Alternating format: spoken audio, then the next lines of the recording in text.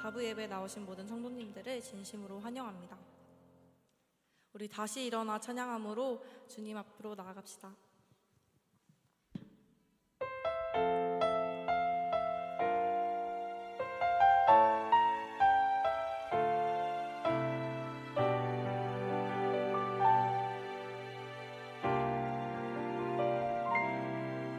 나는 내 마음의 복음이 응했던 곳에서 다시 아버지를 만나고 주님 내 마음의 연약한 눈물의 끝에서 또 나를 안겨주시네. 잠깐 생각했던 그의 부르심 다시 나를 회복해 하시네.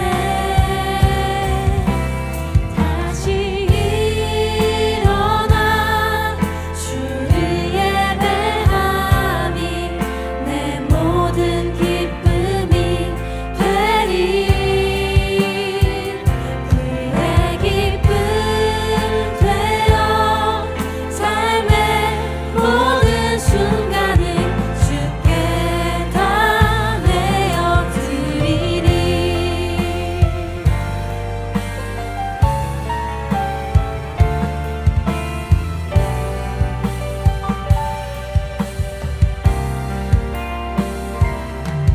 나는 내 마음의 복음이 응했던 곳에서 다시 아버지를 만나고 주님 내 마음의 연약한 눈물의 끝에서 또 나를 반겨주시네. 잠깐 생각했던 그의 부르심 다시 나를 회복해 하시네. 다시 일어나 주를 예배함이 내 모든 기쁨이 되리. 그의 기쁨 되어 삶의 모든 순간을 주께 다 내어드리리. 다시 일어나 주를 예배함이 내 모든 기쁨이 되리. 그의 기쁨 되어 삶의 모든 순간을 주께 다 내어드리리. 주께 다 내어드리리.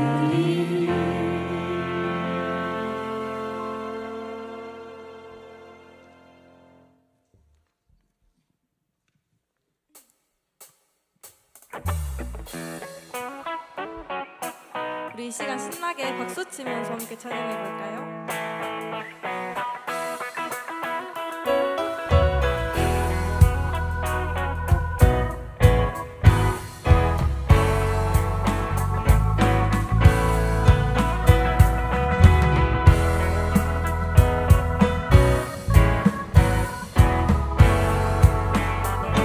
오래전에 오래전부터 시작된 주님의 이야기는 지금 내 삶에 이어져 주를 보게 하네. 한 번 더 찬양합시다. 오래전부터 시작된 주님의 이야기는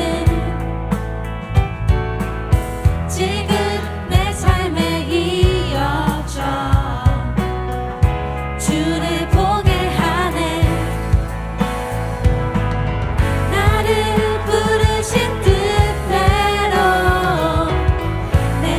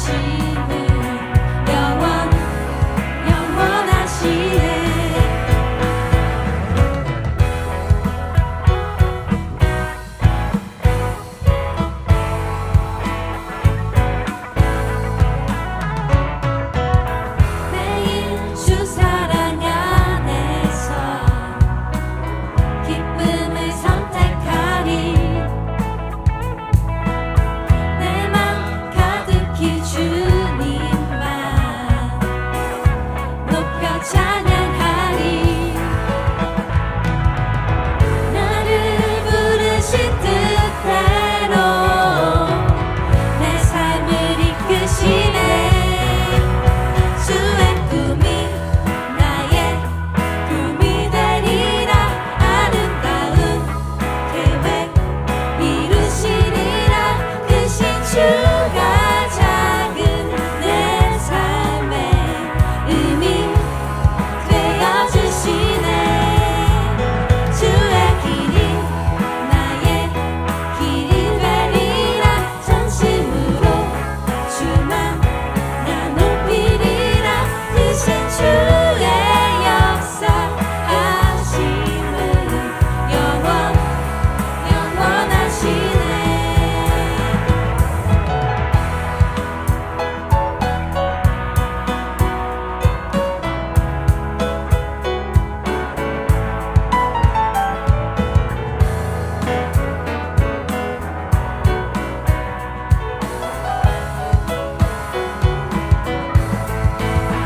주의 꿈이 나의 꿈이 되리라 아름다운 계획 이루시리라 크신 주가 작은 내 삶의 의미 되어주시네 주의 길이 나의 길이 되리라 전심으로 주만 나 높이리라 크신 주의 역사하심은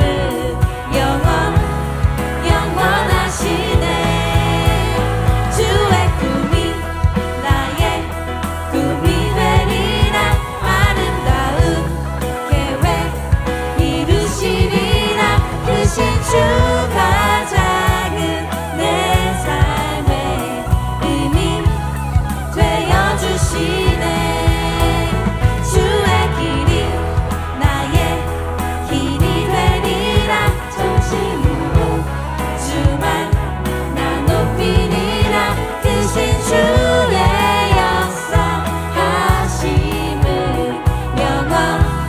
영원하시네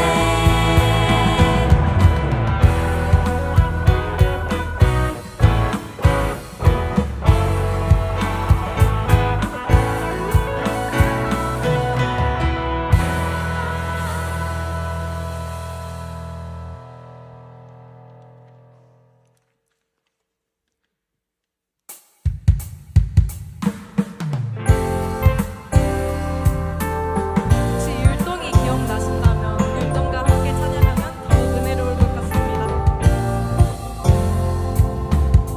겹겹한 안개 사이로 내일을 알 수 없어도 그분의 말씀 있는 그곳으로 가네 차가운 바람 사이로 꿈의 조각들 바래쳐도 그분의 숨결 있는 그곳으로 가네 겹겹한 안개 사이 겹겹한 안개 사이로 내일을 알 수 없어도 그분의 말씀 있는 그곳으로 가네 차가운 바람 사이로 꿈의 조각들 바래쳐도 그분의 숨결 있는 그곳으로 가네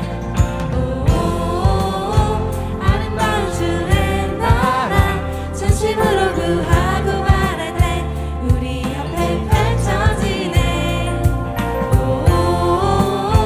놀라우신 주의 사랑 전심으로 구하고 바랄 때 우리 안에 피어나네 율동 다들 기억나시는 거 맞죠? 함께 율동하며 찬양합시다. 겹겹한 안개 사이로 내일을 알 수 없어도 그분의 말씀 있는 그곳으로 가네 차가운 바람 사이로 꿈의 조각들 바래쳐도 그분의 숨결 있는 그곳으로 가네 겹겹한 안개 사이로 내일을 알 수 없어도 그분의 말씀 있는 그곳으로 가네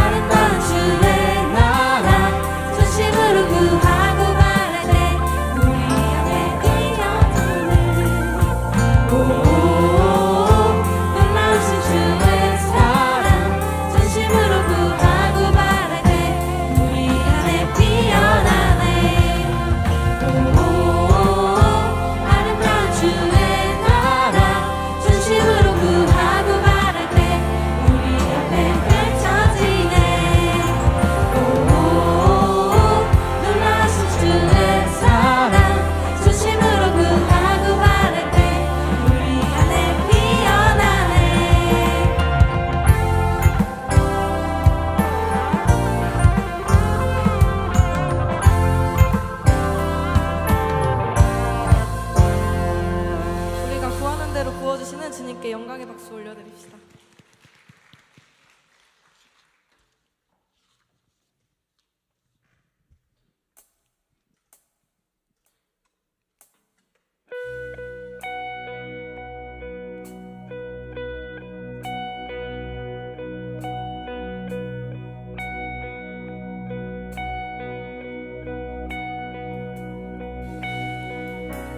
우리가 가진 소망의 끝은 죽음에 있지 않고 그가 보이신 소망은 우리의 삶을 넘어서네. 한 나무에 달리셨던 그의 희생과 부활은 우리가 겪는 이곳에서의 절망을 허무네. 주가 사셨듯이 우리도 살아가리. 삶의 끝을 넘어 그와 함께 영원히. 주가 이루시니 우리도 이뤄가리. 우리 삶을 넘어 주와 함께 영원히. 우리가 가진 소망의 끝은 죽음에 있지 않고 그가 보이신 소망은 우리의 삶을 넘어서네. 한 나무에 달리셨던 그의 희생과 부활은 우리가 겪는 이곳에서의 절망을 허무네.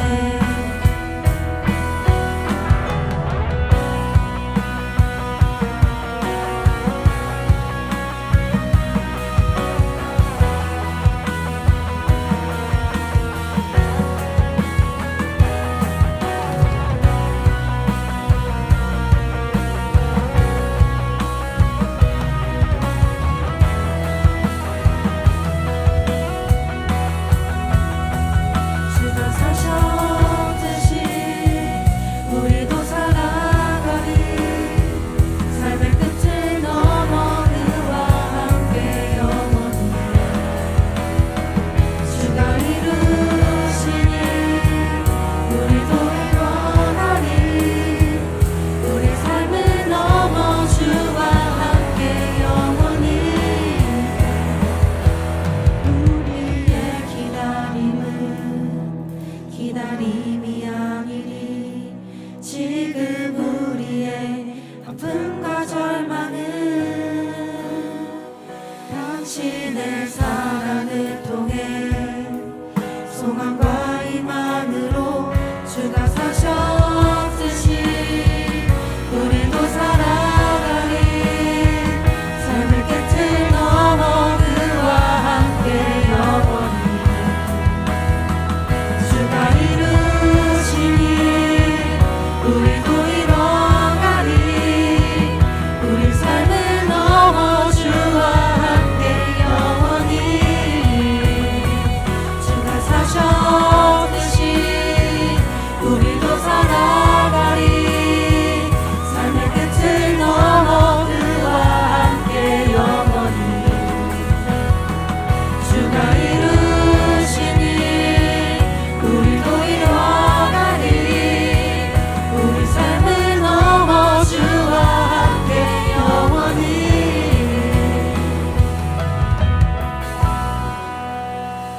나는 기뻐와도 길은 어두워도 이 길 끝에 비춰올 빛을 고대하네.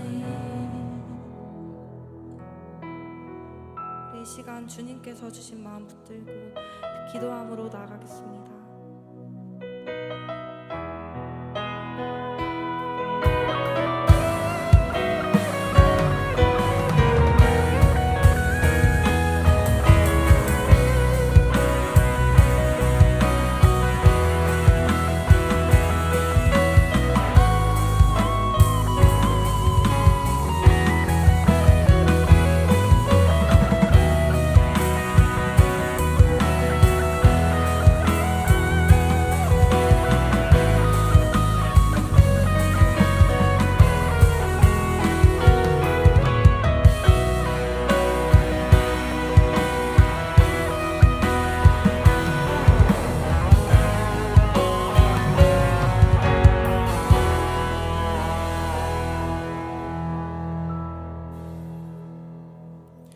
기도드리겠습니다. 사랑과 은혜가 풍성하시고 거룩하신 하나님 아버지, 한 주간을 살아가고 이 시간에 주님의 성전 앞에 나와 찬양과 예배를 드릴 수 있음에 감사합니다.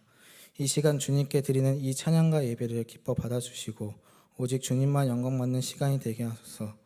한 주간의 삶을 돌아봅니다. 알고도 모른 척한 죄들, 모르고 지었던 죄들을 회개합니다.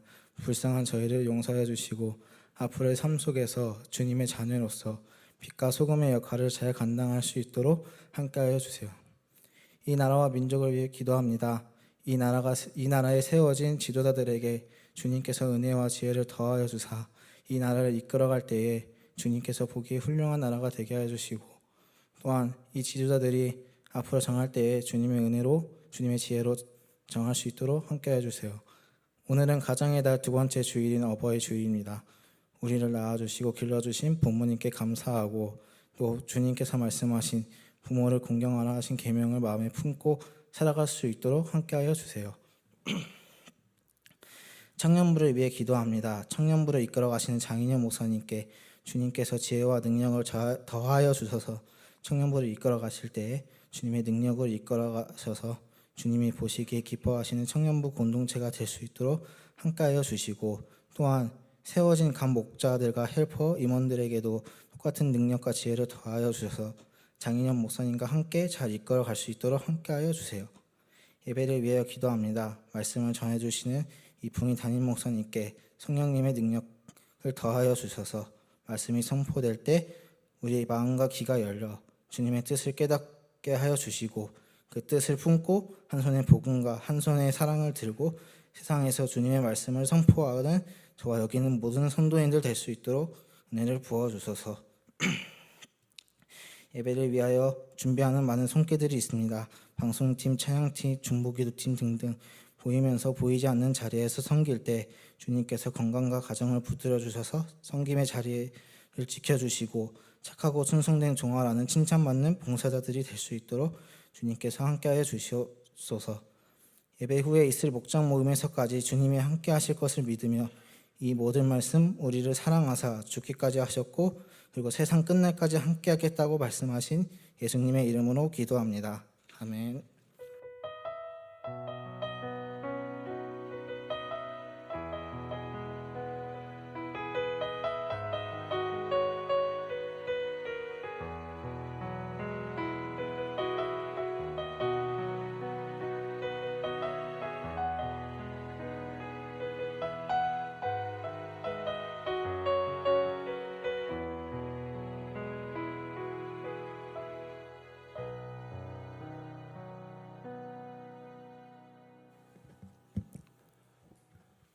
아까 우리가 불렀던 찬양 오 최근에 많이 들었는데 오늘 찬양이 또 색다르고 좋네요. 우리 지난주 예배 끝나고 오후 좀 늦게 우리와 함께 10년을 사역했던 최승훈 목사님이 다른 교회 담임 목사가 되는 청빙 투표에서 최종적으로 결정이 나서 이제 담임 목사로 청빙이 됐습니다 하는 소식을 들었어요. 그래서 6월 첫 주가 되면 이제 그 교회 가서 사역을 합니다. 5월 마지막 주에 우리 교회 이제 사임을 하고 오늘까지는 예배드리고 내일부터는 이제 저쪽 교회는 교회 일 마무리하는 걸로 이야기가 됐고 개인적으로는 휴가를 이제 2주 좀 보내면서 쉬었다 가서 이제 사역을 시작을 합니다. 만나시면 축하해 주시기를 바라고요. 44번째 지원만에 됐어요. 지원하면 요즘 굉장히 이게 경쟁이 치열합니다. 그래서 한 100통씩 들어가면 추려서 몇 차례 이렇게 작업을 하거든요. 그래서 대체로는 다 마지막까지는 가셨어요. 3명 뽑을 때는 거의 다 들어갔는데 항상 2등을 했어요. 그럼 얼마나 낙심이 됐겠어요? 그때마다 하나님께서 딱 예비해 두신 곳에 있으니까 걱정하지 말라고 계속 이야기를 했는데 하나님께서 예비를 하셔서 동대문구 쪽에 있는 전농중앙교회라고 그 교회 이제 담임으로 가게 됩니다. 가더라도 여러분들이 이제 계속 우리가 기도하면 좋을 것 같아요. 뿌리를 잘 내리고 그 교회를 든든하게 세울 수 있도록 그렇게 그리고 가기 전부터 이렇게 준비하고 고민할 게 참 많습니다. 그래서 그 모든 과정에 하나님께서 함께 해주십시오. 그렇게 우리가 기도하면 좋을 것 같습니다. 저에게는 또 큰 고민이 하나 생긴 거죠. 마가교구를 맡고 고등부를 맡았는데 마가교구는 뭐 교구에서 하면 어떻게 알아서 하면 될 것 같은데 이제 고등부를 누가 할 거냐 하는 것이 이제 숙제입니다. 그래서 오늘 새벽이죠. 오늘 새벽 3시 반까지 아내랑 누가 하냐. 마땅히 지금 할 사람이 없어요. 그래서 처음에 생각은 그러면 교역자 없이 가자. 그래서 제가 이제 6월 첫 주부터는 일부 예배를 제가 인도를 합니다. 설교를 합니다. 8시로. 그러면 고등부 8시에 올라오고 마치고 가서 예배 마치면 분반 공부를 하게 할까 이런 고민했는데 고등부가 보기에는 좀 별로일 것 같아요. 꼭 이렇게 꼽살이 끼는 느낌? 그런 게 있어서 안 좋을 것 같다 하는 생각을 하던 차에 하나님이 제 마음속에 그럼 네가 해라. 네가 해라 해서 제가 하려고 합니다. 6월 첫 주부터 해서 길게는 못하고 원래 연말까지만 제가 한다. 그래서 마음 바뀌기 전에 내려가서 더군다나 빨리 이걸 해줘야 되는 것이 오늘 또 최성훈 목사님이 일정을 잡아놓기를 부모 간담회를 잡아놓은 거예요. 부모 간담회 부모님들 초청해서 제가 앞으로 2024년 남은 기간 동안 이렇게 고등부를 섬기겠습니다. 이 이야기를 하는 간담회로 했는데 간단회가 됐어요. 간담회가 아니고 간단해. 나는 간단해. 그래서 이거 빨리 이야기를 해줘야 되겠다. 그래서 내가 투입한다. 내가 해서 가서 그렇게 마음을 먹었던 이유 중에 하나가 얼마나 입시 스트레스가 굉장하잖아요. 그런데도 예배 자리로 나오는 아이들이 얼마나 귀합니까? 그래서 제가 내려가서 설교는 길게 할 생각 없고 짧게 하고 아이들 이름을 불러주면서 기도를 해야 되겠다. 아이들 축복기도 남은 기간 동안 올 한 해 아이들 축복기도 해주고 올라오면 또 10시 예배입니다. 저는 뭐 시간이 없어요. 그래도 제가 하는 게 좋겠다 하는 생각을 해서 제가 30년 만에 고등부 컴백입니다. 그래서 기도해 주십시오. 기도해 주셔서 라떼는 이런 거는 안 할 생각이고 어쨌든 최대한 맞춰야 되는 그래서 요즘 고등부 아이들이 듣는 제가 가요부터 들으려고 해요. 뭘 좋아하는지 유진스 뭐 이런 거 이제 제가 따라서 업데이트를 막 해서 아이들하고 호흡을 해서 남은 기간은 제가 고등부 사역자 우리 주일학교 소개에도 보면 교역자 담임 목사 그렇게 될 겁니다. 기도 잘 해주십시오. 그래서 우리 고등부 아이들이 공부하는 그 기간에 정말 하나님의 말씀 위에 또 기도 위에 잘 세워지는 귀한 한 해 되고 연말이 되면 이제 다른 분 오셔서 할 거예요. 그래서 기도해 주시면 좋을 것 같고 최성훈 목사님 만나시면 축하해 주십시오. 최 목사님 만나시면 축하해 주시면 좋겠습니다. 우리 지난주 경건생활 트래킹 암송할 구절 느헤미야 9장 17절 말씀 우리 다 함께 읽음으로 마음에 새기는 시간 가지겠습니다. 함께 읽습니다. 거여가며 주께서 그들 가운데에서 행하신 기사를 기억하지 아니하고 목을 굳게 하며 패역하여 스스로 한 우두머리를 세우고 종되었던 땅으로 돌아가고자 하였나이다. 그러나 주께서는 용서하시는 하나님이시라. 은혜로우시며 긍휼히 여기시며 더디 노하시며 인자가 풍부하심으로 그들을 버리지 아니하셨나이다. 아멘. 이 그러나의 반전이 항상 우리 가운데 있다 하는 생각 가지고 하나님을 의지하며 살면 좋겠습니다.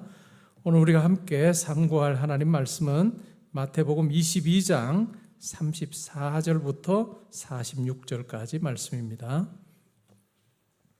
저와 교독하고 46절은 함께 봉독하겠습니다. 예수께서 사두개인들로 대답할 수 없게 하셨다함을 바리새인들이 듣고 모였는데 그 중에 한 율법사가 예수를 시험하여 묻되 선생님, 율법 중에서 어느 계명이 크니까? 예수께서 이르시되 내 마음을 다하고 목숨을 다하고 뜻을 다하여 주 너의 하나님을 사랑하라 하셨으니 이것이 크고 첫째 되는 계명이요. 둘째도 그와 같으니 내 이웃을 내 자신같이 사랑하라 하셨으니 이 두 계명이 온 율법과 선지자의 강령이니라. 바리새인들이 모였을 때 예수께서 그들에게 물으시되 너희는 그리스도에 대하여 어떻게 생각하느냐? 누구의 자손이냐? 대답하되 다윗의 자손이니이다. 이르시되 그러면 다윗이 성령에 감동되어 어찌 그리스도를 주라 청하여 말하되 주께서 내 주께 이르시되 내가 내 원수를 내 발 아래에 둘 때까지 내 우편에 앉아 있으라 하셨도다 하였느냐? 다윗이 그리스도를 주라 칭하였은즉 어찌 그의 자손이 되겠느냐 하시니 함께 읽습니다. 한마디도 능히 대답하는 자가 없고 그날부터 감히 그에게 묻는 자도 없더라. 아멘. 우리 말씀 듣기 전에 기도할 때 특별히 오늘은 어버이 주일입니다. 여러분 부모님을 위해서 기도하는 시간 가지면 좋겠고요. 또 우리 교회 안에 많은 어르신들이 있습니다. 하나님께서 항상 붙들어 주셔서 하나님 주시는 힘으로 기쁨의 삶 살게 하시고 시간이 지날수록 노년의 삶이 복되게 해주십시오. 우리 함께 이 시간 축복하며 기도하는 시간 가지겠습니다.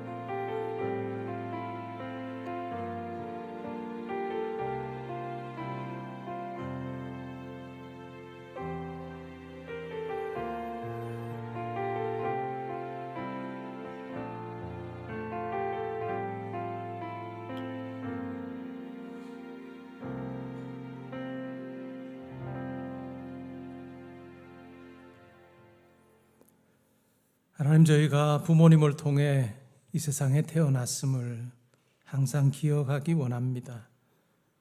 또 그분들을 통해 말씀을 배우게 되었고 또 기도하는 모습을 보게 하셔서 기도하는 자로 살게 하셨음을 생각할 때 감사를 드립니다. 아무것도 할 수 없는 저희를 또 걷고 뛰고 공부하고 꿈을 펼쳐가는 그 모든 과정에 항상 변함없는 지지자로 응원자로 함께해 주신 것 생각할 때 감사를 드립니다. 그 하나님의 그 부모님의 사랑, 그 은혜를 항상 기억하게 하시고 감사하는 마음 가지고 보답하게 하시고 또한 그 받은 사랑을 또 우리 자녀들에게 후손들에게 잘 이어줌으로 가정이 항상 복되게 하시고 기쁨이 넘치게 하여 주실 줄 믿습니다. 하나님, 교회 안에 많은 어르신들이 계십니다. 하나님께서 영과 육에 강건함 더하여 주시기를 원하며 시간이 지날수록 노년의 삶이 더 복되게 하시고 주님 주시는 평강 안에 거하시게 하여 주옵소서. 연약한 성도님들이 있습니다. 하나님 기억하여 주시어서 한 분 한 분 연약한 부분 어루만져 주시되 먼저 마음을 만져 주시어서 하나님께서 나와 함께 하신다는 분명한 확신 가운데 하나님의 붙들어 주심을 경험하게 하여 주심으로 빨리 회복하여 예배의 자리 또 주님을 찬양하는 자리에 나와서 하나님을 노래할 수 있게 하여 주옵소서. 예배의 자리에서 주님 앞에 예물 올려드립니다. 우리가 수고하여 번 것이라고 생각하기 쉽지만 하나님께서 주셨음을 고백하며 일부를 떼어 하나님 나라 위에 사용하기를 원하는 마음으로 올려드립니다. 하나님, 이 예물과 저의 마음을 함께 받아주시기를 원합니다. 이 물질이 사용될 때 예수 그리스도의 십자가의 사랑이 많은 분들에게 전해지게 하여 주심으로 그분들도 예수를 믿어 하나님 자녀 되는 구원 백성 되는 놀라운 일들이 있게 하여 주옵소서. 각 가정에 주님 주시는 평강이 있기를 원합니다. 세우신 일터도 하나님 든든하게 붙잡아 주셔서 많은 결실 있게 해 주시기를 원하며 우리 자녀들의 걸어가는 학업의 자리에도 주님 함께 해 주셔서 걸음걸음이 복되게 하시고 또 주 안에서 꿈을 가지고 기도하며 나아갈 때 하나님을 높이고 또 많은 사람들에게 유익을 주는 참 멋진 삶 살게 하여 주옵소서. 군에 가 있는 아들, 딸들 지켜보아 주시고 지방과 해외에 나가 있는 우리 모든 성도님들 하나님께서 친히 동행하셔서 보내신 목적 잘 이루는 삶 살게 하여 주옵소서. 말씀을 듣습니다. 성령께서 우리에게 깨달음 허락하여 주시기를 원하며 또한 그 깨달은 말씀을 우리의 삶 가운데 실천할 때 우리 가까이 계셔서 함께 하시는 하나님을 만나며 살게 하여 주옵소서. 감사드리며 예수님의 이름으로 기도합니다. 아멘. 오늘 읽은 말씀에 근거해서 마태복음 강의 61번째 시간으로 가장 큰 계명이라고 하는 제목으로 말씀드리겠습니다. 저는 오늘 읽은 말씀을 통해서 두 가지를 말씀드리려고 합니다. 첫 번째는 기독교란 과연 어떤 종교인가? 물론 종교라고 하는 말을 기독교에 사용하는 것을 굉장히 불편해하는 분들도 계십니다. 저 무슨 의미인지는 저도 알고 있고 그러나 통칭해서 우리가 종교라고 할 때 기독교란 과연 어떤 종교인가? 무엇을 이야기하고 있는가? 라고 하는 부분에 대해서 생각을 해보고 싶습니다. 두 번째는 하나님 사랑과 이웃 사랑을 실천하려면 어떻게 해야 되는가? 라고 하는 부분에 대해서 살펴보겠습니다. 먼저 본문의 내용을 생각을 해보죠. 사두개인들이 예수님과의 논쟁에서 이기지 못했다라고 하는 것을 바리새인들이 듣고 모였습니다. 우리가 지난주에 살핀 것처럼 부활 후에 7 형제와 결혼했던 여자는 누구의 아내가 됩니까? 라고 하는 그 질문에 대해서 예수님께서는 너희가 부활이라고 하는 것을 전혀 알지 못하는구나. 부활의 세계는 부활 이후의 삶은 지금 육신을 지니고 사는 이 삶과는 아주 다르다라고 말씀하셨고 또한 그들에게 너희가 창조의 하나님은 알지만 어찌 부활의 하나님을 알지 못하느냐 꾸짖으시면서 예수님께서 하나님은 아브라함과 이삭과 야곱의 하나님 즉 살아있는 자의 하나님이시다라고 그렇게 말씀하시므로 사두개인들이 부활의 불합리성을 드러내고자 했지만 그러나 예수님의 지혜로운 이와 같은 말씀 앞에 아무 말도 할 수 없었던 그와 같은 일이 있었습니다. 이 소식을 바리새인들이 듣고 모였습니다. 이제 율법사가 시험을 하고자 하는 마음으로 예수님에게 질문을 합니다. 선생님, 율법 중 어느 계명이 큽니까? 유대인들에게는 매우 중요한 질문입니다. 율법 중에서 어느 계명이 큽니까? 라고 하는 이 질문은 정말 중요한데요. 유대인들에게 있어서 율법이라고 하는 것은 다른 민족과 완전히 구별시키는 부분이었습니다. 구별되게 하는 부분이었던 거죠. 하나님의 뜻이 담겨있는 율법을 하나님께서 우리에게만 주셨다. 그래서 우리가 율법을 지킴으로 하나님 백성답게 멋지게 살 수 있게 우리를 선택하셨다. 그리고 선택받은 민족은 우리밖에 없다라고 하는 굉장한 자부심이 이 율법을 받음으로부터 나오게 된 거죠. 그렇기 때문에 이 율법에 대한 관심은 유대인들이 정말 컸습니다. 여러 관심의 표현들이 있었겠지만 크게 두 방향으로 이 관심이 표현이 됩니다. 첫 번째는 하나님께서 주신 이 계명을 우리가 얼마나 매일의 삶 가운데서 세세하게 잘 지킬 수 있느냐라고 하는 것이 관심이었습니다. 그러기 위해서는 이 율법에 대해서 아는 것이 중요한 거죠. 어떤 랍비는 그런 이야기를 합니다. 모세오경, 창세기, 출애굽기, 레위기, 민수기, 신명기 안에는 613개의 계명이 있다라고 그렇게 이야기했습니다. 248개의 하라라고 하는 긍정적인 명령이 있는가 하면 365개 하지 말라라고 하는 부정적인 명령이 있다라고 그렇게 이야기를 합니다. 그리고 그것으로 끝나는 것이 아니라 이러한 계명들, 각각의 계명들을 그러면 어떻게 더 잘 지킬 수 있느냐라고 하는 고민이 실질적으로는 울타리 계명이라고 부르는, 예를 들면 안식일을 기억하여 거룩히 지키라 라고 하는 이 계명을 잘 지키려면 어떻게 해야 되지? 그러면 일을 하지 말아야 되지. 안식해야 되니까. 그러면 일한다는 게 뭘까? 어디까지는 일하는 것이 아니고 어디까지는 일하는 것이 되느냐라고 하는 세부적인 규정들이 생겨났습니다. 그래서 안식일에 1km 이상을 걸으면 일하는 것이고, 안식일에 무거운 것을 들고 이동하면 일하는 것이고, 안식일에 바느질을 하면 일하는, 무엇은 되고 안 되고 하는 많은 세부 규정들이 생겨났습니다. 그러다 보니까 뭘까요? 한 계명에, 물론 안식일 규정은 정말 중요한 규정에서 더 많았지만 한 계명에 여러 세부 규정들이 따라붙게 되었습니다. 그렇게 보면 뭘까요? 이 율법이라고 하는, 계명이라고 하는 것이, 이 규정이라고 하는 것이 수천 가지로 늘어나게 됩니다. 그래서 한 방향은 얼마나 우리가 이 율법을 잘 지키기 위해서 세밀한 것까지 우리가 검토해야 되느냐라고 하는 그와 같은 관심입니다. 또 다른 한 관심은 완전히 정반대입니다. 항상 모든 관심이 그렇죠. 정반대는 뭘까요? 이렇게 많은 계명들 중에서 무엇이 가장 중요하냐? 다른 걸 다 지킨다 하더라도 정말 중요한 걸 빼먹고 지킨다면 별 볼 일 없는 게 되겠죠. 그러니까 한 방향은 우리가 어떻게 하면 우리 삶에서 세세하게 율법을 다 지킬 수 있느냐라고 하는 쪽이었고, 다른 하나는 이렇게 많은 율법들 중에서 정말 중요한 게 뭐냐라고 하는 관심으로 드러났습니다. 예수님이 이 세상에 계실 때 살아있기도 했던 주후 20년의 세상을 떠난 유명한 율법학자가 있습니다. 그 사람의 이름은 힐렐인데요. 이 힐렐은 바리새파 중에서 두 개의 아주 두드러진 분파가 있었는데, 학파가 있었는데, 하나가 힐렐 학파고 다른 하나가 샴마이 학파입니다. 근데 이 힐렐 학파의 창시자예요. 그만큼 율법에 있어서는 정통했던 사람입니다.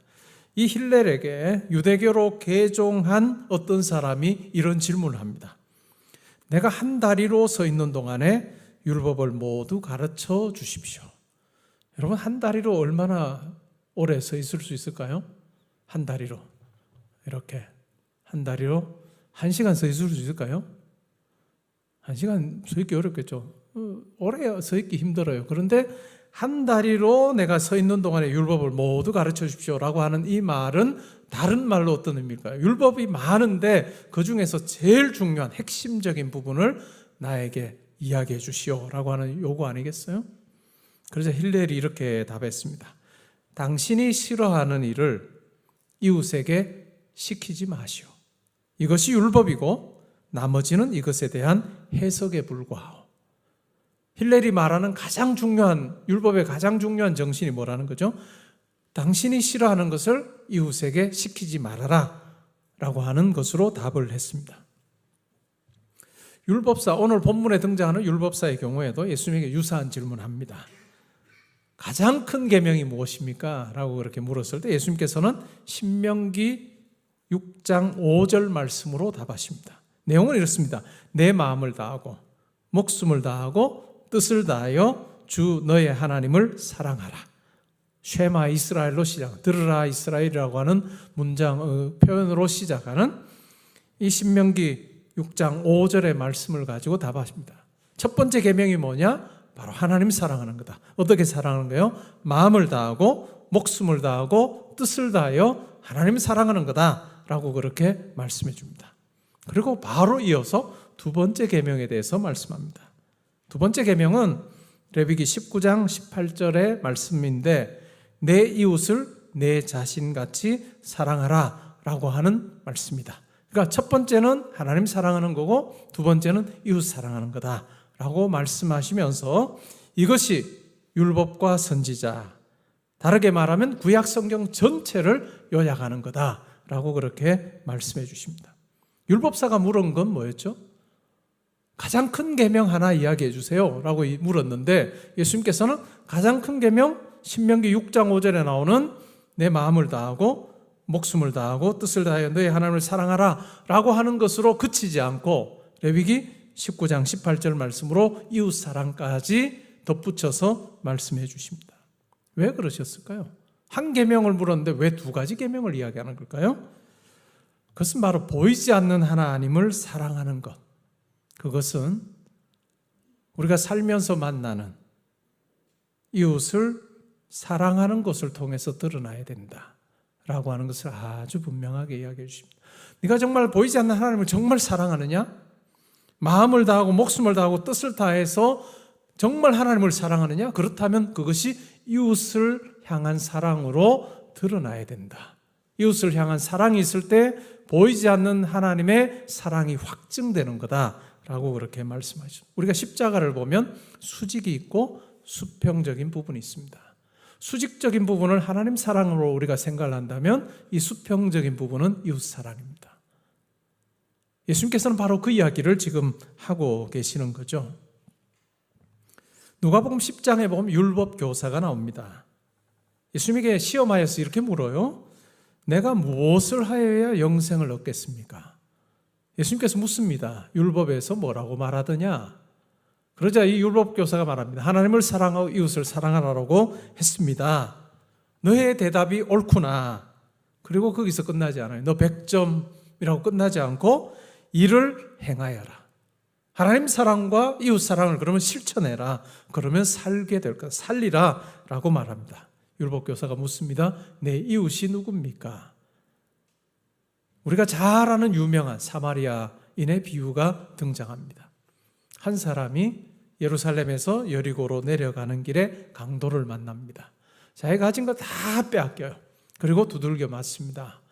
그래서 완전히 이제 반쯤 죽어서 길에 쓰러져 있습니다. 제사장이 지나갑니다. 그냥 지나갑니다. 레위인이 지나갑니다. 그냥 지나갑니다. 그런데 한 사마리아 사람은 이 강도 만나 쓰러진 이 사람을 자기의 나귀에 태웁니다. 그리고 주막으로 데려갔어요. 자기가 가지고 있는 두 데나리온을 주면서 주인에게 잘 보살펴 주시오. 그리고 만약에 더 들면, 돈이 들면 내가 돌아와서 다 갚겠소 라고 그렇게 이야기를 합니다. 그리고 예수님께서 묻습니다. 누가 강도 만난 자의 이웃이냐? 답을 합니다. 자비를 베푼 자입니다. 100점으로 끝내지 않으시고 가서 너도 이와 같이 하라. 가서 너도 이와 같이 하라 라고 말씀합니다. 기독교가 뭐냐? 그것은 바로 하나님 사랑과 이웃 사랑을 실천하는 종교라는 것입니다. 기독교 신앙의 극단적인 형태를 주상성자 시므온에게서 우리는 발견합니다. 5세기의 사막 교부들은 사막으로 들어가서 금욕과 고행을 하면서 영적인 삶을 살려고 몸부림쳤습니다. 그 중에는 아주 특이한 행적을 보인 사람들이 있었습니다. 그 중에 하나가 주상성자로 불리는 시므온입니다. 주 389년에 태어나서 459년에 세상을 떠난 사람인데 그 사람은 어릴 때 양치기로 살았습니다. 그런데 어떤 설교자가 마음이 청결한 자는 복이 있나니 하나님을 볼 것이다 라고 하는 이 말씀을 들으면서 마음이 뜨거워졌고 회심하게 됩니다. 그래서 결국은 어떻게 하면 내 마음이 청결해져서 하나님을 볼 수 있을까라고 하는 그 의문을 가지고 결국 수도사가 됩니다. 수도사가 돼서도 그에게 관심은 이거예요. 근데 종종 더 깊게 파라라고 하는 음성을 들었다고 합니다.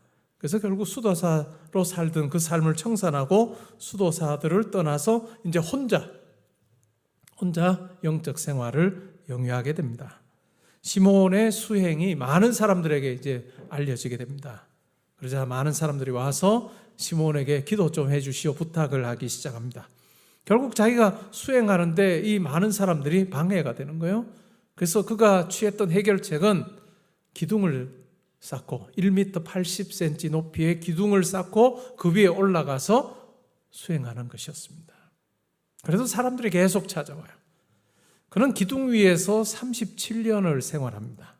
그리고 시간이 지나면서 기둥의 높이는 점점 더 높아져요. 처음에 1m 80으로 시작했으나 3m가 되고 6m가 되고 11m가 되고 마침내는 20m 기둥 위에서 삽니다. 이 기둥의 지름이 크지가 않습니다. 한 90cm 정도 되는 이 기둥 위에서 난간을 만들어서 그냥 다리를 쭉 뻗고 잘 수 없는 그런 형편에서 난간에 기대어서 그는 살았습니다. 40일 금식 기도를 그는 26회를 했습니다. 짐승의 가죽으로 만든 옷을 입고 목에는 쇠사슬을 걸치고 고행을 했고 오랫동안 머리카락을 자르지 않아서 머리털은 발끝까지 닿을 정도였습니다. 시몬은 하루 종일 서서 하나님께 기도한 적도 많았고 구경꾼들이 시몬이 이 기둥 꼭대기에서 하나님 앞에 경배하면서 절하는 것을 1244번까지 세면서 그가 이렇게 절하는 것을 봤다라고 이야기할 정도로 많은 사람들과는 다른 삶을 살았습니다. 내가 어떻게 하면 내 마음이 청결해져서 하나님을 볼 수 있을까라고 하는 그 관심이 평생 그를 붙잡았습니다. 시몬을 따른 사람이 1000명이 넘었는데 그 제자들은 시몬의 기둥 옆에 사다리를 두고 시몬이 먹을 수 있는 음식을 제공해 주었다고 합니다. 그러다가 그는 결국 459년에 70세의 나이로 세상을 떠납니다.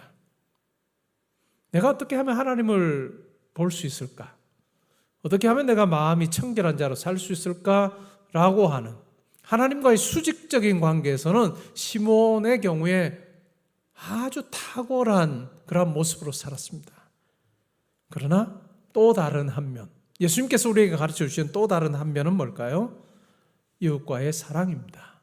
내가 하나님을 사랑하는 만큼 오히려 그것이 이웃을 향한 사랑으로 드러나지 않으면 그 사랑 가짜다. 그 사랑 불균형적인 사랑이고 그것은 성경이 이야기하는 사랑이 아니다 라고 예수님의 말씀은 우리에게 가르쳐주고 있습니다. 균형이 중요합니다. 하나님을 아는 만큼, 하나님에 대해서 깨달은 만큼 다른 사람에 대한 사랑이 더 커져가는 것, 그것이 성경이 이야기하는 균형 있는 신앙의 모습이고 그것은 아는 차원에 끝이지 말고 실천해야 된다라고 하는 것이 예수님의 가르침입니다. 너도 가서 이와 같이 하라. 너도 가서 이와 같이 하라라고 하는 이 명령은 오늘 우리 각자를 향해서 하시는 예수님의 명령일 것입니다. 두 번째 물음에 대해서 한번 생각을 해보죠.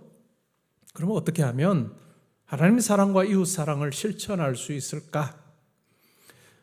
하나님께서 모세를 통해서 10가지 계명을 주십니다. 우리가 10계명이라고 불러요. 1계명부터 4번째까지는 첫 번째부터 4번째까지의 계명은 하나님과의 관계를 이야기합니다. 그리고 5번째부터 10번째까지의 계명은 사람 간의 관계를 이야기합니다. 하나님과의 관계는 이런 내용입니다. 너는 나 외에 다른 신들을 내게 두지 말아라. 너를 위하여 새긴 우상을 만들지 말아라. 여호와의 이름을 망령되이 부르지 말아라. 안식일을 기억하여 거룩히 지켜. 요 4가지 계명은 하나님과의 관계예요. 5번째부터 주어지는 계명은 사람 간의 관계인데 내 부모를 공경하라. 살인하지 말라. 간음하지 말라. 도둑질하지 말라. 내 이웃에 대해 거짓 증거하지 말아라. 내 이웃의 것을 탐하지 말아라 라고 이와 같은 내용으로 사람들 간에 어떻게 살아야 되는가 라고 하는 것을 이야기해 줍니다. 근데 이 10계명, 하나님 사랑과 이웃 사랑이 잘 드러나 있는 이 10계명 속에 우리가 이 계명들을 지킬 수 있는 귀한 비밀을 하나님께서 담아서 주셨습니다. 그게 뭘까요? 오늘 그 부분을 살피려고요. 하나님 사랑과 이웃 사랑을 실천할 수 있는 비결은 10번째 계명에 담겨 있습니다. 10번째 계명이 뭘까요? 내 이웃의 것을 탐내지 말아라 라고 하는 것입니다. 첫 번째부터 9번째까지의 계명은 다 외적이에요. 외적으로 지킬 수 있는 거예요. 다른 신들 두지 마라. 우상 만들지 말아라. 하나님의 이름을 망령되이 부르지 말아라. 안식일을 잘 지켜라. 부모를 공경하라. 살인하지 말라. 간음하지 도둑질하지 말라. 거짓 증거하지 말아라. 다 외적입니다. 근데 10계명 중에서 이 9가지 계명과 아주 두드러진 차이를 보이는 것이 10번째 계명이에요. 10번째 계명 뭐죠? 탐내지 말아라. 이 탐심의 부분은 내적인 거예요. 내적인 것입니다. 그리고 이 탐심이라고 하는 이 계명이 잘 지켜질 때 나머지 9가지 계명도 잘 지켜집니다. 한번 생각해 볼까요? 이 탐심이 깨졌을 때, 탐심의 이 계명을 깨뜨렸을 때 다른 계명들이 깨진 경우들이 많습니다. 아니, 다예요. 몇 가지 예만, 두 가지 예만 들어보면 이거예요. 이스라엘의 두 번째 왕이었던 다윗이 있습니다. 다윗이 자기 아내도 있고 후궁들도 많았던 사람이에요. 근데 다른 남자의 아내를 탐합니다. 자기 신하, 자기 부하 우리아의 아내 밧세바를 탐합니다. 그러자 결국 그는 간음을 해요. 그리고 그것을 감추기 위해서 어떻게 합니까? 우리아를 전장의 제일 앞에 세우고 다른 군사들은 다 빠지게 함으로 그가 집중 타겟이 되게 함으로 죽게 합니다. 살인한 거죠. 10번째 계명이 깨질 때 7번째 간음하는 계명도 깨지고 간음하지 말라는 계명도 깨고 살인하지 말라는 계명도 깹니다. 아간이라고 하는 사람에 대해서 여러분 들어보셨을 거예요. 여호수아 7장에 나옵니다. 그는 유다지파 소속으로 중간 지도자급에 해당하는 사람입니다.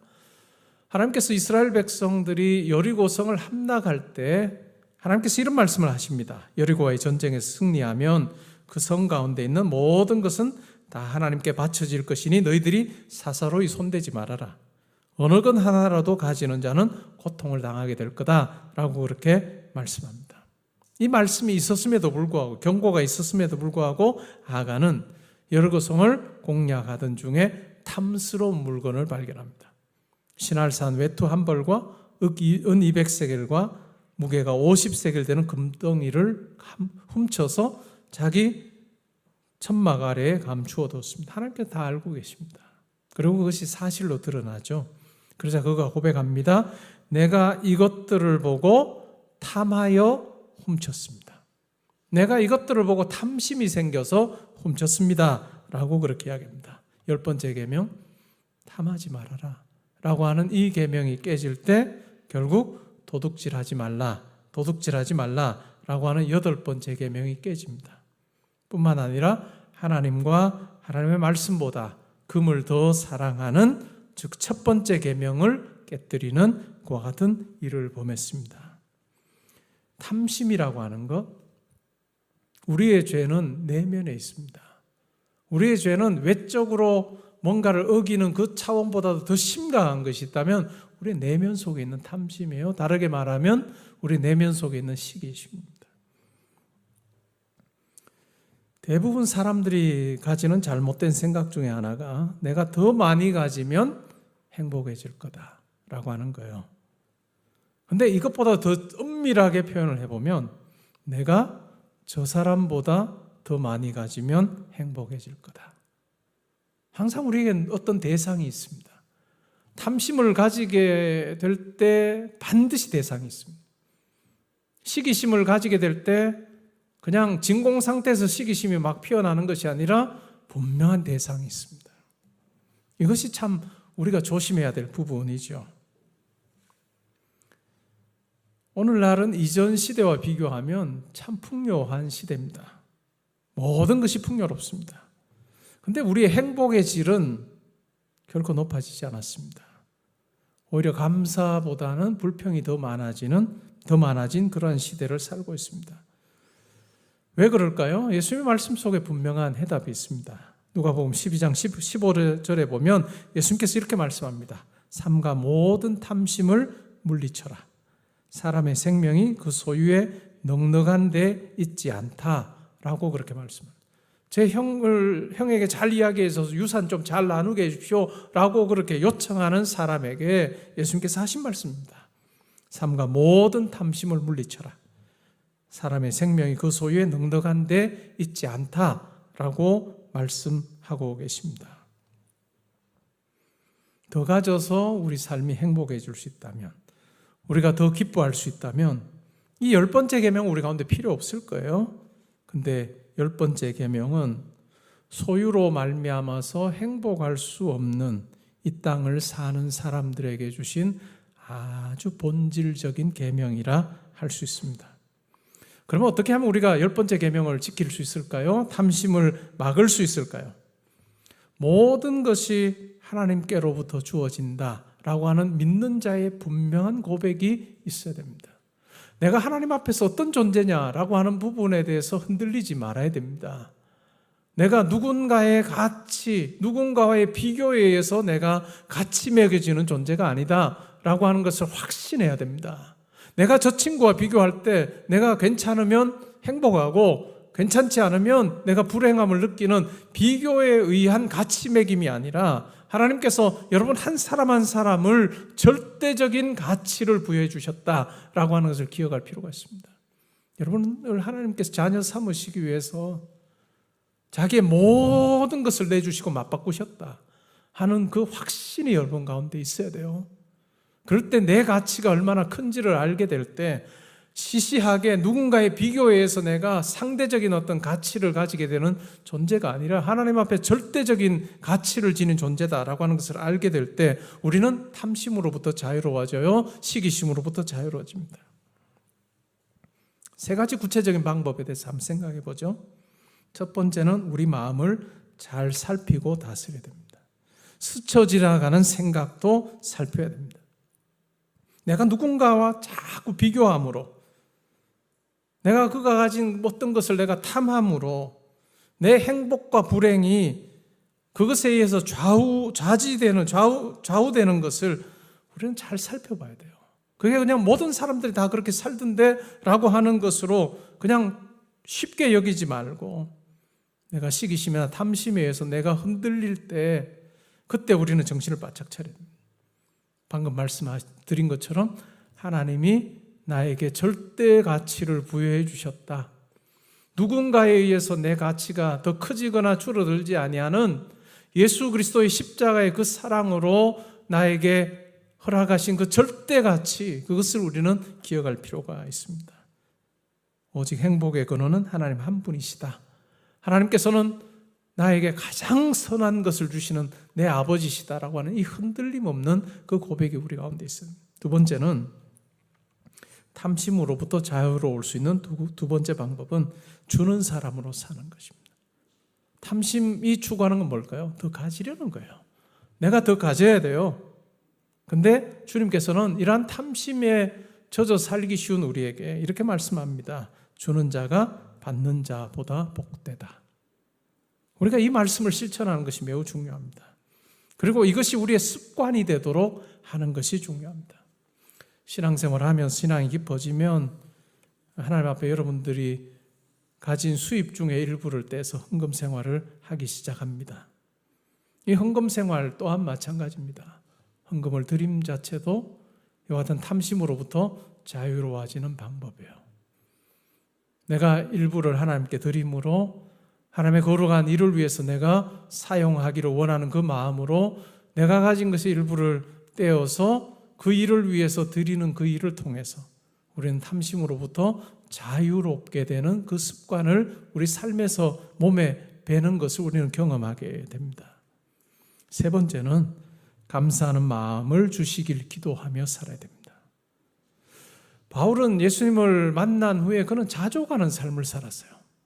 근데 바울의 삶을 보면 결코 자족할 만한 삶이 아니었습니다. 얼마나 바울의 삶이 어려웠는지요. 결핍이라고 하는 단어가 딱 들어맞는 상황들이 얼마나 많은지 모릅니다. 근데 바울은 감사하는 자로 살아요. 그리고 내가 자족하는 일체의 비결을 배웠다라고 그렇게 말합니다. 조지 허버트라고 하는 분이 쓴 만족의 기도라고 하는 기도가 있습니다. 내용은 굉장히 짧습니다. 이렇습니다. 주 예수님, 당신은 나에게 많은 것을 주셨습니다. 하나 더 주시기를 원합니다. 그것은 감사하는 마음입니다. 주님, 저에게 많은 것을 주셨습니다. 하나를 더 주시면 좋겠는데 바로 감사하는 마음입니다. 우리 기도 가운데, 우리 삶 가운데 이 기도가 회복이 돼야 될까요? 이 기도를 드리면서 우리가 학교로 가고, 이 기도를 드리면서 우리가 직장을, 회사로 가야 됩니다. 처음에 여러분들이 그 직장에 들어가기를 원하면서 간절히 손꼽아 기다릴 때 한번 생각해 보십시오. 그 학교에 들어갔으면 이라고 하는 마음으로 그냥 가슴 졸이면서, 마음 졸이면서 결과를 기다렸던 그때를 생각해 보세요. 기다린 동안에 어떤 마음 먹었어요? 다 똑같아요. 이 학교에 제가 들어가기만 해주신다면, 이 회사에 들어가기만 해주신다면, 삼보일배하겠습니다. 3번 걷고 1번 절하면서 정문까지 제가 가겠습니다. 그렇게 해서 간 학교잖아요. 그렇게 해서 간 회사잖아요. 근데 한 3달 정도 지나면 그 감흥이 다 떨어집니다. 이 회사는 인재를 몰라보고, 이 회사는 나 같은 사람을 이렇게밖에 대접을 못해. 에이구, 참. 그 말 하면서 우리가 회사 생활 하지 말아라. 학교 생활 하지 말아라. 라고 예수님께서 하시는 거예요. 그 마음에 이면을 가만히 거슬러 가보면 탐심이에요. 시기심이에요. 비교에 의해서 내 위치를 확인하는 그러한 과정을 우리는 겪고 있다라고 하는 것을 기억할 필요가 있습니다. 저녁에 집으로 돌아오면서도 우리는 감사의 기도를 드려야 됩니다. 주님, 저에게 많은 것을 주셨습니다. 한 가지 더 주시면 좋겠는데 감사하는 마음 주십시오 라고 하는 그 마음으로 우리 일상이 채워지면 좋겠습니다. 잠언 4장 23절 말씀은 이렇게 말합니다. 모든 지킬 만한 것 중에 더욱 내 마음을 지키라. 생명의 근원이 이에서 난다 라고 그렇게 말씀하고 계십니다. 예수님이 바리새인들에게 묻습니다. 그리스도가 누구의 후손이냐? 다윗의 후손입니다. 그러자 예수님께서 시편 110편 1절을 인용하면서 이렇게 묻습니다. 시편 110편 1절은 신약 성경에서 가장 많이 인용이 되거나 암시된 구약 성경 구절이에요. 독보적으로 많이 인용된 구약 성경 구절. 왜 그런가? 그건 다음 기회에. 오늘은 건너뛰고 정말 중요한데 다음번에 말씀드릴게요. 어쨌든 예수님께서 시편 110편 1절을 인용하면서 주께서 내 주께 말씀하시기를 너는 너의 원수가 너의 발등상이 될 때까지, 풋돌이 될 때까지 내 우편에 앉아 있으라 라고 다윗이 이야기했는데 그러면 왜 다윗이 그리스도를 주라고 이야기하느냐 라고 묻습니다. 그러자 바리새인들이 아무 말도 못하는 거예요. 왜 못했을까요? 바리새인들이 생각했던 다윗의 후손으로는 그리스도는 메시아는 인간이에요. 인간입니다. 다윗의 후손일 뿐이에요. 다윗 주니어일 뿐이에요. 근데 하나님께서는 때가 됐을 때 메시아를 이 땅에 보내셨는데 그분은 인간 메시아가 아니라 하나님의 아들이신 거죠. 하나님의 아들이시기 때문에 다윗은 하나님의 아들 메시아를 향해서 주라고 지금 이야기하고 있습니다. 오늘 우리가 본문에서 만나는 주님이 바로 그와 같은 분입니다. 하나님의 아들이시지만 우리와 같은 모양으로 이 땅에 오셔서 메시아 그리스도로서의 사역을 감당하신 분입니다. 빌립보서 2장 5절 이하에 잘 설명합니다. 그는 근본 하나님과 동등한 본체시지만 동등될 것을 취할 것으로 여기지 아니하시고 자기를 비워서 종의 형체를 가져서 우리와 같이 되셨다.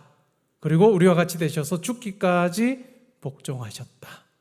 이것이 예수 그리스도, 메시아이신 예수 그리스도께서 보여주신 사랑의 모습입니다. 십자가가 바로 하나님 사랑, 이웃 사랑, 수직적인 사랑, 수평적인 사랑의 결정판이라 할 수 있는데 예수님께서는 이 땅에 오셔서 그리스도로서, 메시아로서 하나님 사랑과 우리 인간을 향한 사랑을 몸소 십자가를 통해서 보여주셨습니다. 바로 그 메시지를 하는 거예요. 그 이야기를 지금 하고 있는 거예요. 이웃사랑, 하나님 사랑, 이웃사랑, 그것이 바로 예수 그리스도께서 다윗의 후손으로, 하나님의 아들이시지만 다윗의 후손으로 오셔서 그 일을 감당하는 것 속에 분명하게 드러났다라고 하는 말씀을 지금 하고 계십니다. 근데 그것으로 끝이 아니에요. 하나님께서는 그러한 예수님을, 자기 아들을 다시 높이십니다. 하나님 보좌 우편에 앉히시고 모든 만물이 그의 발 앞에 복종하게 하시는 그 같은 일을 행하셨습니다. 사탄은 항상 하나님께서 가진 걸 탐합니다. 내가 저 자리에 있으면 좋겠다, 하나님이 가진 건 내가 가져야 되겠다 하는 마음으로 항상 탐심을 발휘하는 자로 삽니다. 그러나 예수님은 자기를 낮추시고 하나님을 대할 때 항상 그는 사랑으로, 순종으로 대하셨습니다. 그리고 그 순종과 사랑이 사람들을 향한 순종과 사랑으로 드러났습니다. 하나님 사랑, 이웃 사랑의 실천은 예수님의 경우를 놓고 보면 낮은 마음, 겸손한 마음으로부터 나옵니다. 예수님을 닮아서 겸손으로 허리를 동일 때 하나님 사랑과 이웃 사랑 우리는 실천할 수 있을 것입니다. 비교의식과 경쟁심이 생길 때 여러분 말하는 것을 중단하십시오. 그리고 기도하십시오. 그리고 여러분의 마음이 탐심은 물러가고 하나님을 향한 그 사랑이 채워질 때 그때 일하고 행동하십시오. 그러면 여러분 평생의 삶에 사랑을 담을 수 있는 그릇이 잘 준비된 자로 살 수 있을 것입니다. 이번 한 주간 여러분들이 사실 때 이와 같은 마음으로 사시면 좋겠습니다. 여러분 가까이 있는 누군가에게 친절한 말 한마디, 사랑의 표현, 그것이 바로 하나님께 하는 것이다. 하나님의 사랑을 드러내는 것이다 하는 생각 가지고 여러분 말을 조심히 하시고 행동을 하나님 자녀답게 그렇게 잘하는 한 주간 되시기를 주님의 이름으로 축복합니다. 아멘. 괜찮으시면 그 자리에 일어나셔서 오늘의 기도 읽고 찬양하겠습니다. 함께 읽습니다. 시작. 항상 사랑을 말하지만 여전히 사랑이 메마른 저를 긍휼히 여겨 주소서. 하나님을 알고 사랑하는 데 힘써 저의 전 존재가 하나님께 더 가까이 가는 삶 되게 하소서. 전심을 다한 하나님 사랑이 이웃을 향해 공감하고 행동하는 사랑으로 펼쳐지게 하소서. 아멘. 이 찬양곡이 굉장히 높아요. 부르다가 시험에 들지 않기를.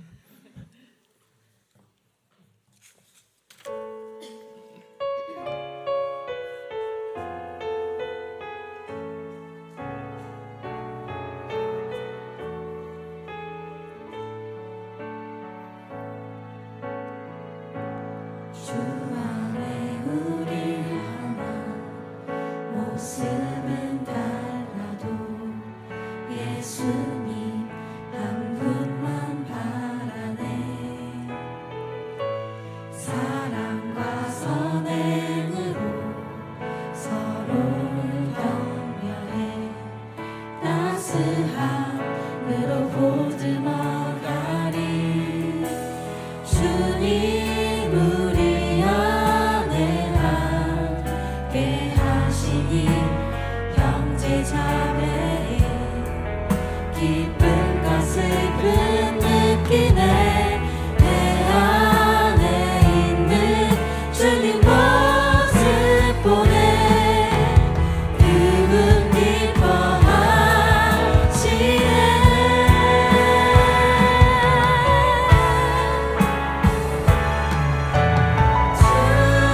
주님을 통해 계획하시니 부족한 입술로 찬양하게 하시니.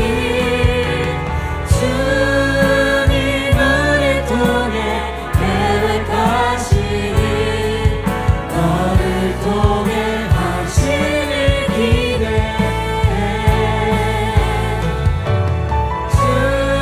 주님을 통해 계획하시니 부족한 입술로 찬양하게 하시니.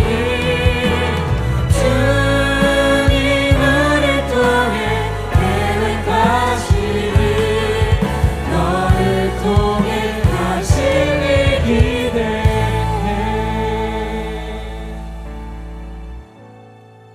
오늘 들은 말씀 생각하면서 이 시간 기도하겠습니다. 결국 우리의 마음입니다.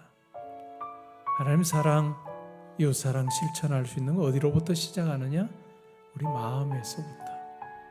내 가치가 비교에 의해서 매겨지는 것이 아니라 하나님의 절대적인 가치, 하나님께서 나에게 주신 그 절대 가치가 있음을 우리가 확신하게 될 때 그 하나님의 사랑을 우리가 만나는 이웃들에게 나눌 수 있는 자로 살 것입니다. 저는 우리 형제자매들 성도님들을 위해서 기도할 때마다 매번의 기도에서 한 번도 빼놓지 않는 기도가 있는데 그것이 바로 우리가 살면서 만나는 사람들에게 그들이 솔직한 심정으로 야, 나 저 사람 만난 게 참 복되다.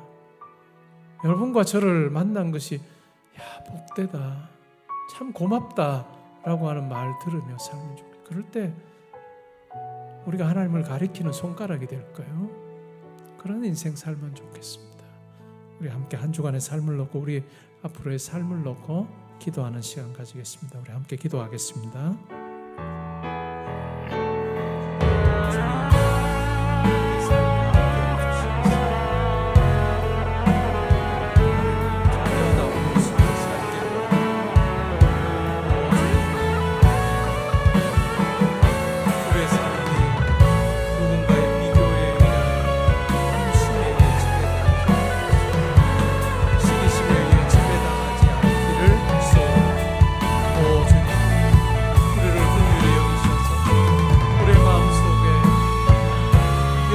십자가를 통해 우리에게 허락하신 하나님의 절대적인 가치, 항상 우리 마음속에 남아있기를 우리의 마음을 가득 채워서 어떻게 하면 내가 하나님을 기쁘시게 할 수 있을까 라고 하는 그것이 이웃을 향한 사랑으로 드러나게 하옵소서. 하나님, 우리가 만나는 모든 사람들이 우리 형제자매들 성도님들을 통해서 참으로 그들의 삶이 복되고 우리로 인해서 행복을 누리고 또한 기쁨을 누리는 삶도 있습니다. 아버지 하나님, 우리의 삶의 시간이 무엇이고 우리의 삶을 깊어지고 넓어지게 하여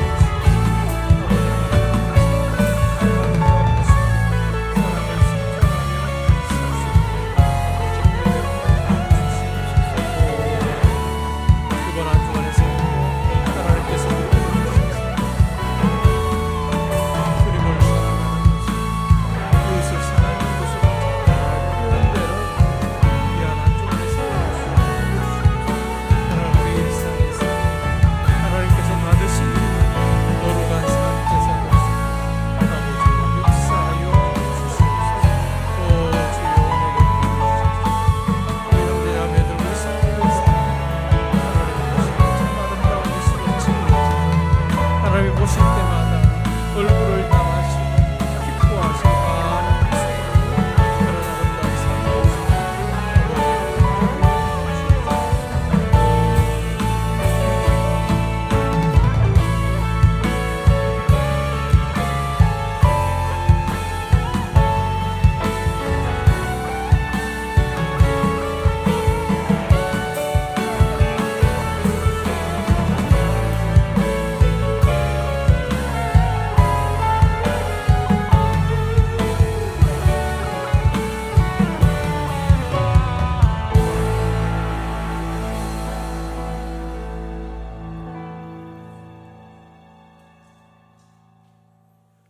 이제는 우리 주 예수 그리스도의 은혜와 하나님의 사랑과 성령의 교통하심이 하나님을 알고 사랑하는 데 힘써 전심을 다한 하나님의 사랑이 이웃을 향해 공감하고 행동하는 사랑으로 펼쳐지게 하여 주옵소서.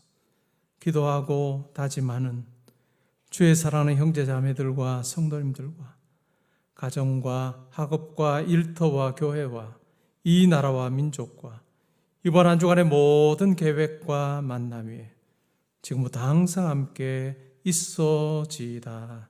아멘.